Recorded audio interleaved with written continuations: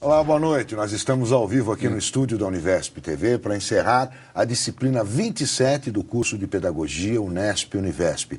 A D27 se chama Organização e Gestão da Escola e o educador Celestino Alves da Silva Júnior, que é o professor autor da D27, está aqui conosco para tirar dúvidas e falar um pouco mais sobre esse tema de estudo das últimas semanas. Portanto, quem tiver dúvidas, mande já pela internet, que o professor Celestino vai respondê-las no segundo bloco deste programa, daqui a pouquinho, daqui 15 minutos.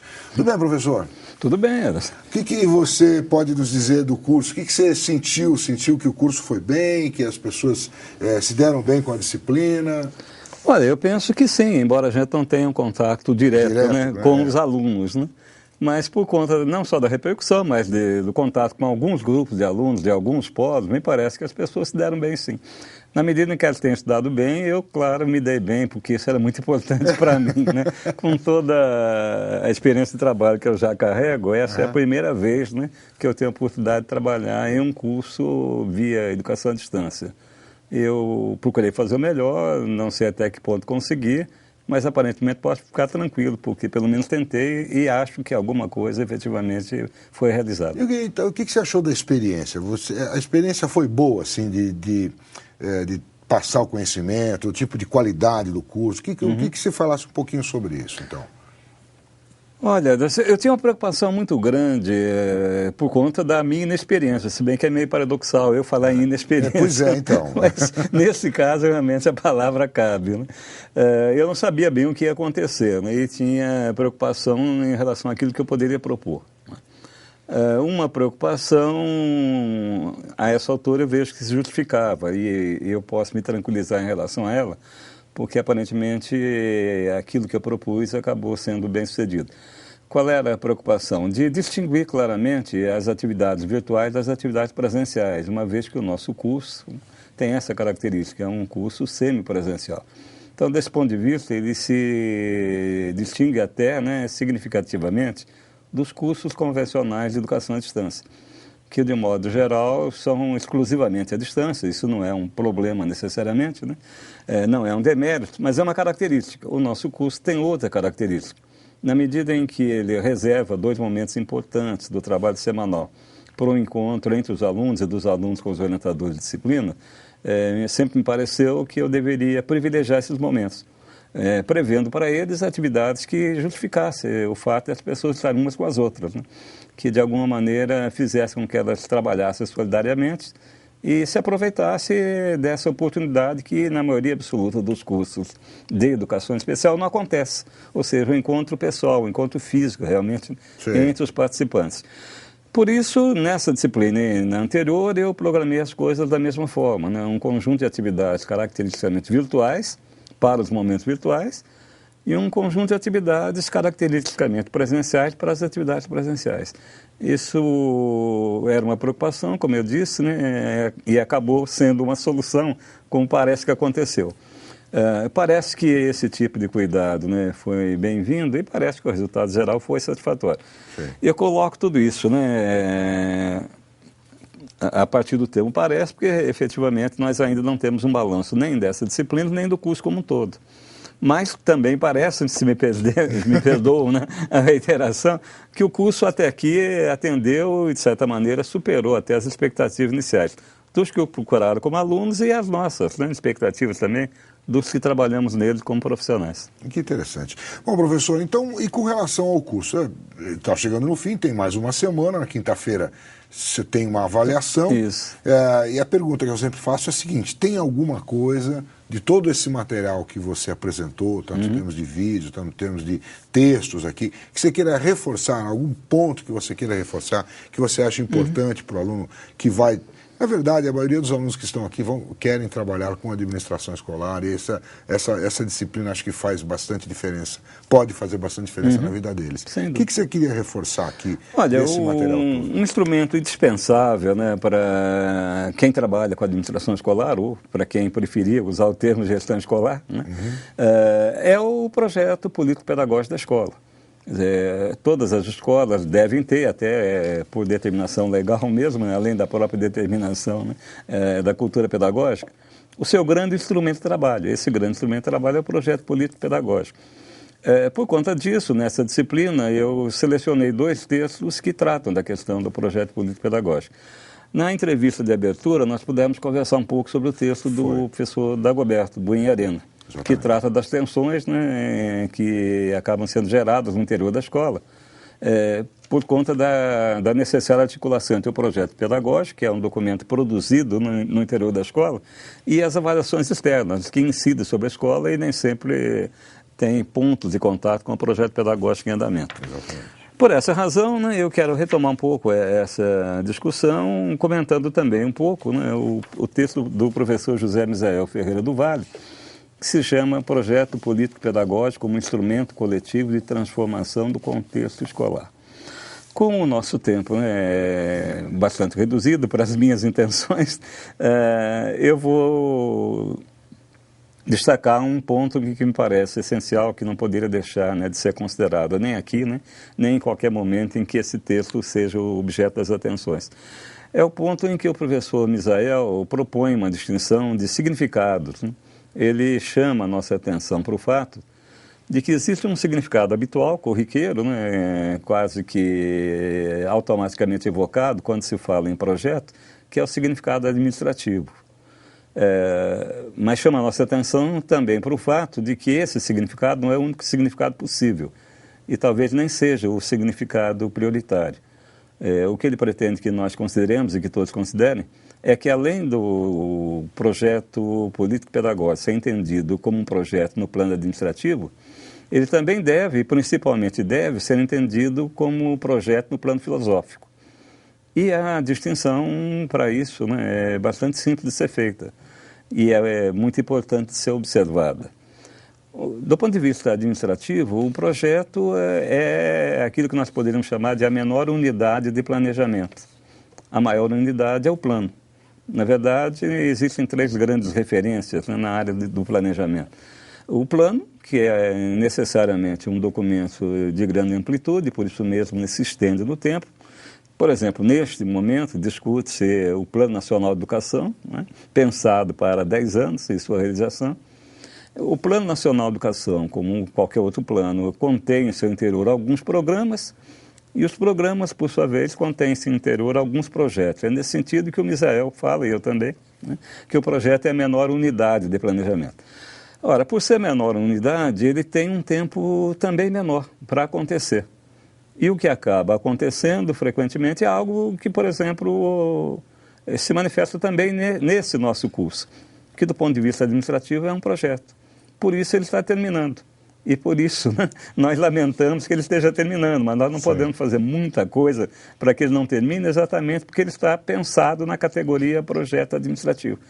Ele foi pensado para resolver um problema localizado. Na medida em que esse problema esteja sendo resolvido, o projeto perde a sua razão de ser. Ocorre que nós teríamos uma outra discussão, né, e uma outra reflexão se pensássemos, e certamente devemos pensar, no projeto na perspectiva filosófica. Na perspectiva filosófica, o projeto é uma visão organizada sobre o futuro. Né? É uma utopia conscientemente, né, assumida, para a qual queremos caminhar. Então, quando eu penso no projeto filosoficamente, eu penso a longo prazo. Eu penso no futuro daquilo que é objeto da minha atenção, o futuro daquilo que eu administro. Se eu sou diretor de escola, por exemplo, eu penso em como será essa minha escola daqui a 10 anos, ou daqui a 15 anos. Ou seja, eu penso em como será o futuro da minha escola. E penso mais no que pode ser feito por mim e por meus companheiros de trabalho para que esse futuro se materialize, né? Para que essa escola aconteça, né, no maior padrão, no mais alto padrão possível de qualidade. Sim. E na maior extensão possível para atender aos seus alunos. Então, desse ponto de vista, quando nós pensamos num projeto apenas administrativamente, de certa maneira nós pensamos pouco. Um projeto pensado administrativamente dá conta de questões imediatas. Um projeto pensado filosoficamente procura dar conta de questões que vão se colocar ao longo do tempo e procura estabelecer um trajeto, meta, traçado. Né? Talvez uma meta a ser alcançada. Uma referência, né, para onde as coisas devam caminhar. E mesmo que termine o projeto administrativo, que ele se conclua, ele pode ser substituído por outro para chegar a tal meta filosófico a ser alcançado. Pode, não, na verdade, um projeto administrativo pode e deve se transformar num projeto filosófico, ou seja, ele não precisa acabar necessariamente. Sim. Quer dizer, se ele assumir uma perspectiva filosófica, ele pode se projetar diferentemente. Ele pode se constituir no tempo e avançar no próprio tempo. Ele pode ser alguma coisa, né, desejável por conta da sua validade. Essa validade é reconhecida e por isso orienta os esforços de todos. Pode-se chamar isso de meta, pode chamar de objetivo, pode chamar de futuro, enfim. Sim. É alguma coisa que ainda não acontece, mas que nós desejamos que aconteça porque acreditamos na validade dessa coisa. Por isso nós organizamos e trabalhamos para que ela venha de fato a acontecer. Muito bem, professor. Bom, e com relação agora a prova, a avaliação, tem alguma coisa que você queira dizer para os alunos? Tem sim. Para esses alunos com os quais eu pude entrar em contato, né, infelizmente não todos, nem sequer a maioria, mas enfim, para os alunos de Sorocaba e de Tupã, aqui de São Paulo, do Instituto de Artes, né, que são 3 turmas com as quais enfim, eu, de alguma maneira, eu pude trabalhar pessoalmente, eu disse aquilo que vou dizer aqui também para todos, né? Essa chamada prova final é uma exigência administrativa. Os alunos não podem, né, ter o seu certificado se não passarem por essa prova. Tá.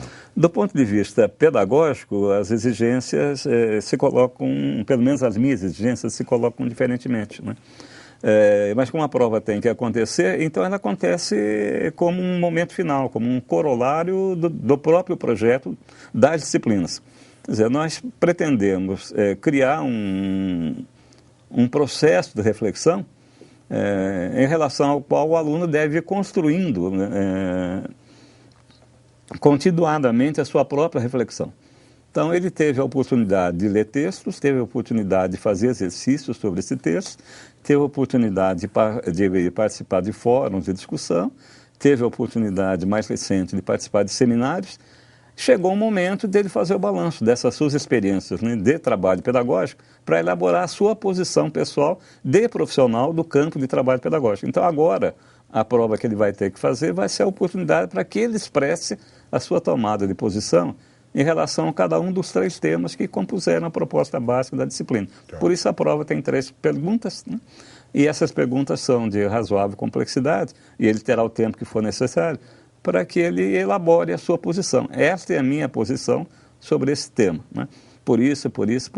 Essa é a minha posição sobre o segundo tema, essa é a minha posição sobre esse terceiro tema. Enfim, nós começamos, né, ouvindo a voz do professor, lendo os textos dos autores, e agora vamos recolher, né, o texto e, se possível, né, registrar também a voz dos alunos para saber como é que esses alunos se situam hoje em relação às experiências que lhe foram propostas.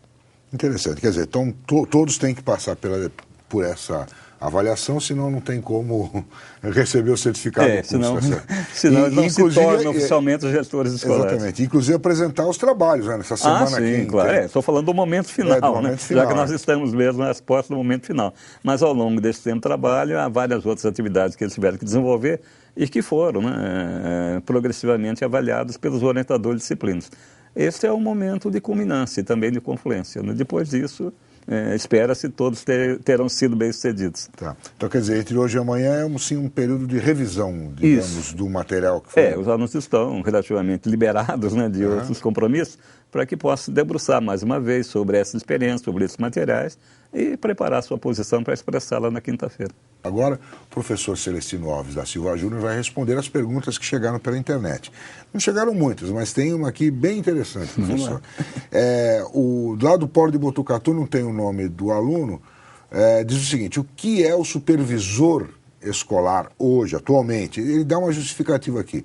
Temos pela estrutura organizacional no estado de São Paulo o coordenador pedagógico na escola, o professor coordenador de núcleo pedagógico nas diretorias de ensino, o supervisor escolar e outros cargos que muitas vezes se confundem no âmbito da atuação. Até que ponto, dadas as proposições apresentadas nos textos que o senhor apresentou, esse supervisor suprime ou não o papel desses outros profissionais? Como ele deveria atuar, haja vista as atribuições dele?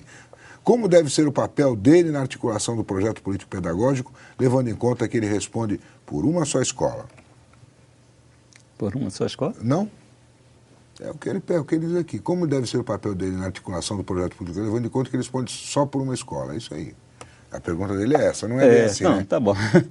Eu fiquei em dúvida quanto à parte final da pergunta por essa razão, né? Normalmente os supervisores, já que a pergunta parece pautada pela estrutura da Secretaria Estadual de Educação, normalmente nessa estrutura da Secretaria os supervisores respondem por várias escolas.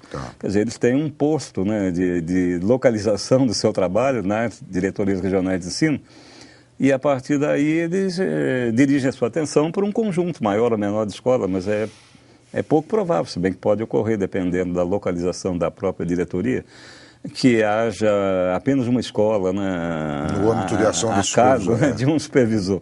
Eu realmente não conheço nenhuma experiência desse tipo, mas também não sei se é essa, né, efetivamente, a direção da pergunta. Bom, acho que nós podemos começar, né, considerando um pouquinho os aspectos mais gerais, né?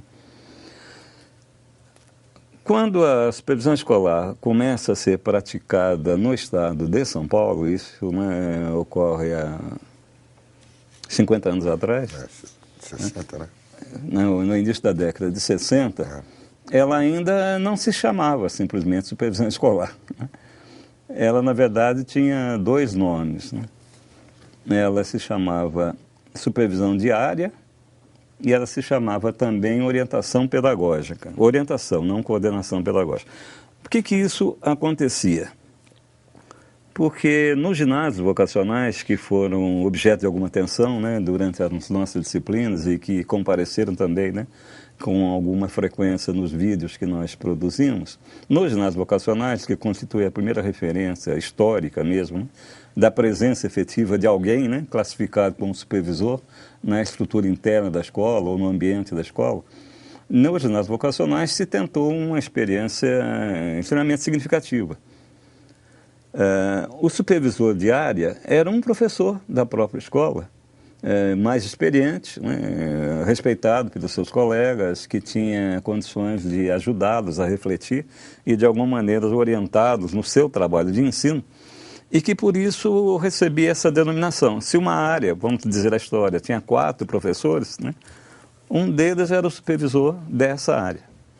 No caso dos ginásios, ou seja, esse supervisor dessa área nessa unidade escolar, né, de alguma maneira, é o ponto de referência para o trabalho integrado dos 4 colegas, ele incluído. No caso dos ginásios vocacionais, essa primeira, né, tentativa foi expandida para além dos limites da unidade escolar, que a própria proposta da experiência dos vocacionais previa a sua ampliação. Ela começou com 3 ginásios vocacionais e chegou a ter 7, se não me engano, até que eles fossem extintos. Extintos, né, por conta da violência da ditadura militar. Enquanto isso não ocorreu, a supervisão diária transcendeu os limites, né, da primeira unidade escolar para que esse professor, né, considerado mais experiente, mais de confiança, mais capaz, enfim, de suscitar, né, e de estimular seus colegas, pudesse também atender os colegas das outras unidades. Bom, aí nós estamos pensando a supervisão escolar numa perspectiva estritamente pedagógica, né? Era o supervisor de uma área de ensino. A expressão orientação pedagógica dizia respeito ao trabalho em comum de alguém, e esse alguém preferencialmente seria o próprio diretor da escola, com o conjunto dos professores de uma unidade escolar.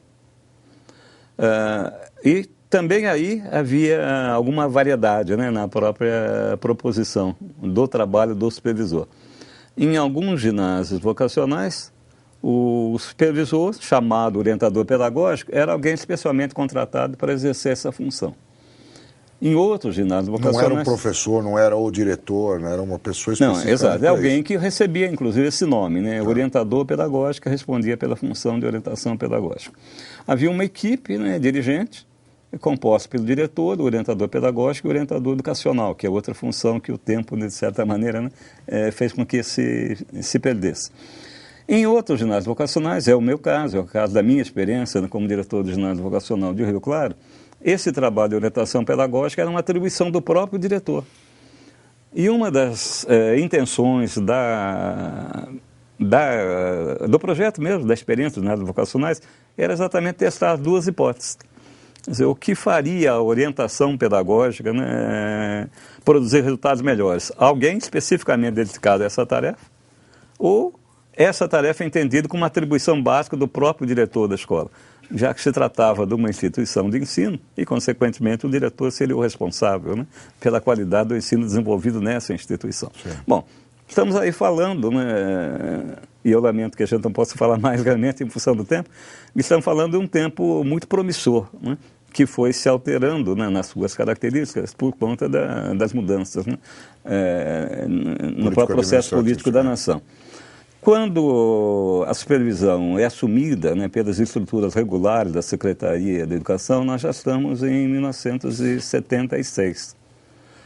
E ela, então, é atribuída, né, é consignada como uma função a ser desenvolvida em nível regional por alguém, né, especializado também nessa tarefa, que atenderia a um conjunto de escolas dessa região.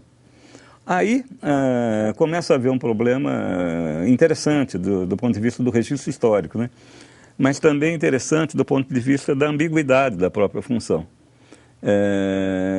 Existe uma dúvida muito séria sobre como chamar esse profissional, de como qualificá-lo, de como, de alguma maneira, né, delimitar a amplitude do seu trabalho. Então, algumas expressões, né, começam a concorrer entre si para que uma delas viesse a ser oficialmente assumida. Bom, então a expressão supervisão pedagógica, que já circulava, né, começa a ter que discutir, né, a sua eventual prevalência com a expressão supervisão educacional, com a expressão supervisão da educação, com a expressão supervisão do ensino e por aí. Até que no caso do Estado de São Paulo, né, há uma fixação legal, uma determinação, né, para que aquele profissional, né, que trabalha fora da escola, né, mas que de alguma maneira tem a escola sob sua responsabilidade, ou várias escolas sob a sua responsabilidade, mas que se localiza na estrutura administrativa de um órgão regional, esse profissional é chamado de supervisor de ensino. E, curiosamente, paradoxalmente, a esse profissional chamado supervisor de ensino são atribuídas funções, de modo geral, não pedagógicas. Administrativas, né? Burocráticas, administrativas, de controle, né, formal, de guarda mesmo, né, das proposições legais, enfim, né, dos cuidados, né, que deveriam ser tomados para que as escolas tivessem as condições mínimas de trabalho.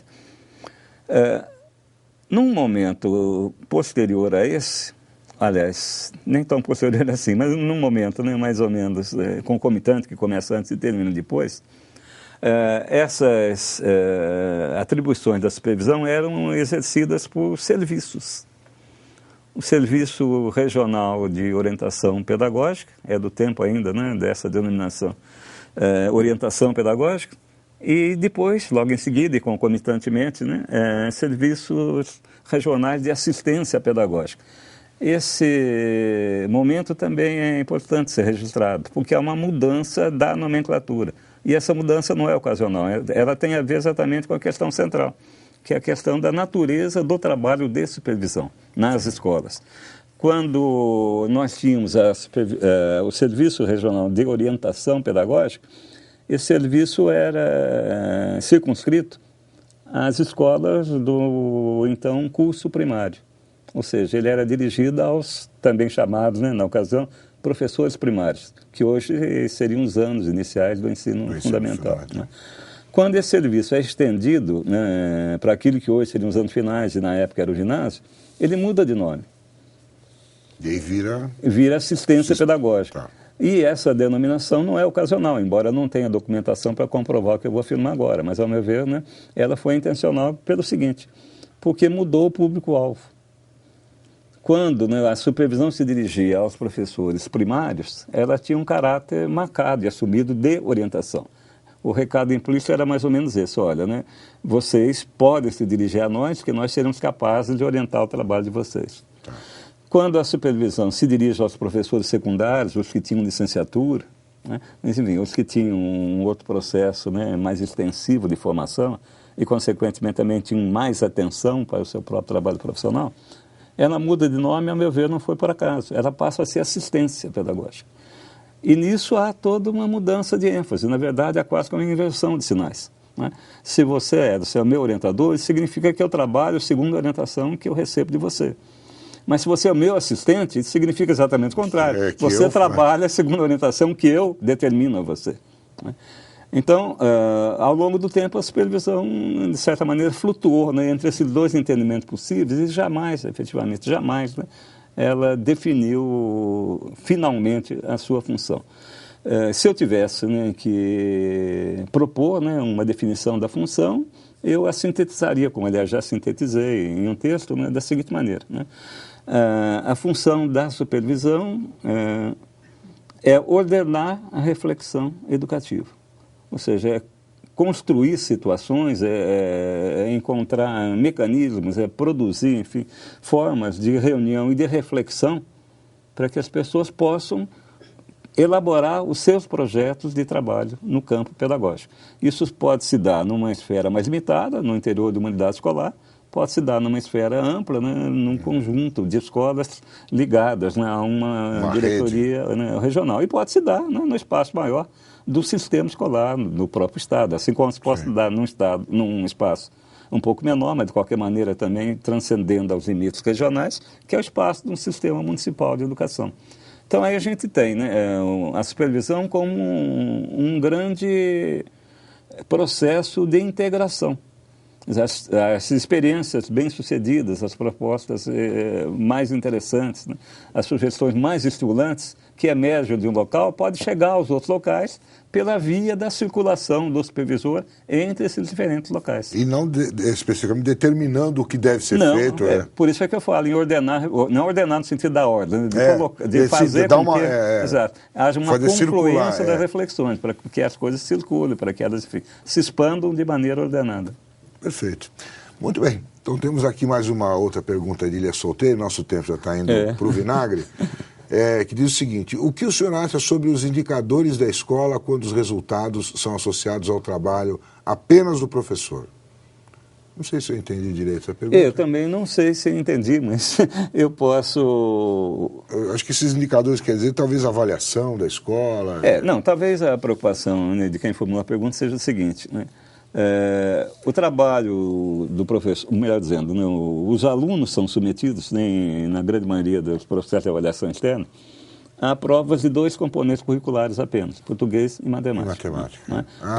Por conta dos resultados dos alunos nas provas, né, desses componentes curriculares, né, ou seja, por conta do trabalho desses professores, né, nesses componentes, a escola receberá, né, algum rótulo, alguma classificação, alguma posição no ranking. Então é provável, né, que o colega que levantou a pergunta esteja preocupado com a insuficiência, a rigor, né, e se for isso ele estará certo, e eu concordo com ele, a insuficiência de dados para que se possa chegar efetivamente, né, a uma atribuição de valor ao trabalho da escola como um todo, né? Quer dizer, essa escola está tendo uma parte, né, importante, certamente, fundamental, certamente, mas uma parte do seu trabalho, né, é utilizada como referência para uma atribuição de significado ao conjunto do seu trabalho. Então, talvez a preocupação seja nesse sentido, né? É correto limitar, né, a produção de dados sobre, né, a qualidade do trabalho de uma escola ao resultado dos alunos de 2 componentes curriculares. Nesse sentido, né, afirmar-se, ou pelo menos pressupor-se, que aqueles professores desses 2 componentes trabalharam bem, seus alunos foram bem na escola, né? Ou trabalharam mal, seus alunos foram mal na prova, né? E, consequentemente, né, estender esse raciocínio para uma atribuição, no mínimo, precária, né, de sentido. Bom, essa escola é boa, né, porque os professores de português e matemática trabalharam bem, tanto que nas avaliações externas os alunos demonstraram isso. Ou essa escola é ruim, né, pelas razões opostas. E o trabalho de todos os outros professores, da coordenação pedagógica, da direção, vai tudo para o espaço. Dos pais, exato. Muito bem. Bom, professor, terminou aqui o nosso tempo. Boa sorte, então, na sua avaliação. Espero vê-lo mais vezes aqui em outros cursos, tá bom? Eu já estou me sentindo em casa. Vai me fazer falta o contato com vocês. Aliás, vai me fazer falta, né, o contato com os colegas do curso, como vai fazer falta, eu acredito, o próprio curso. Tá bom, professor. Bom, a gente termina aqui o programa de encerramento da D27. Espero que ele tenha sido útil para esclarecer dúvidas nesse início da última semana de atividades da disciplina Organização e Gestão da Escola. Bons estudos a todos e uma boa avaliação. Lembro que na próxima segunda, dia 22, tem a abertura ao vivo da disciplina 28, que é Gestão Curricular.